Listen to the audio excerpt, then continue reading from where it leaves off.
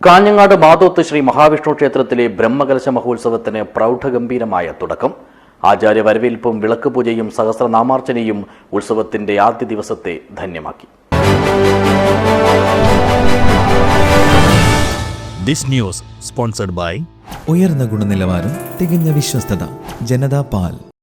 ജനുവരി 16 മുതൽ 20 വരെയുള്ള ദിവസങ്ങളിലാണ് മാതോത്ത് ശ്രീ മഹാവിഷ്ണു ക്ഷേത്രത്തിൽ അഷ്ടബന്ധ ബ്രഹ്മകലശോത്സവം നടക്കുന്നത്.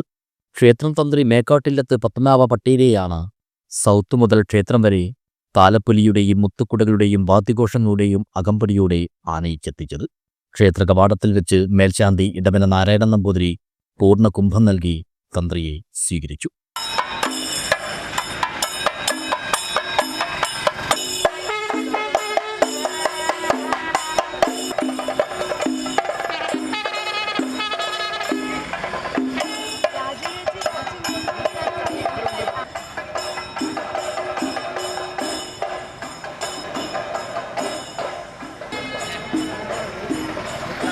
ആഘോഷ കമ്മിറ്റിയുടെയും മാതൃസമിതിയുടെയും ഭാരവാഹികളും അംഗങ്ങളും നാട്ടുകാരും മറ്റ് ഭക്തജനങ്ങളുമെല്ലാം വരവേൽപ്പിൽ സംബന്ധിച്ചു.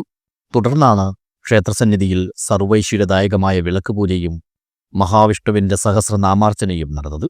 പൊള്ളക്കട തുളസീവനം രോഹിണി അന്തർജനം സവിശേഷമായ ആരാധനകൾക്ക് കാർമ്മികത്വം വഹിച്ചു.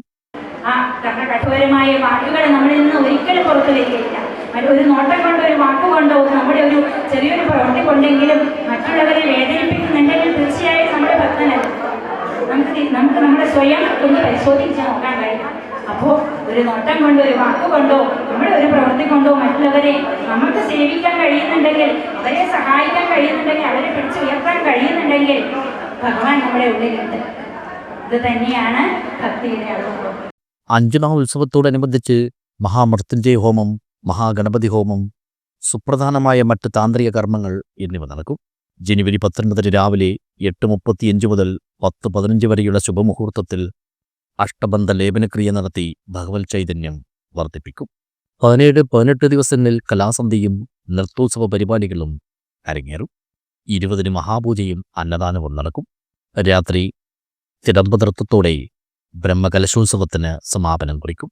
News bureau, Kanhangad.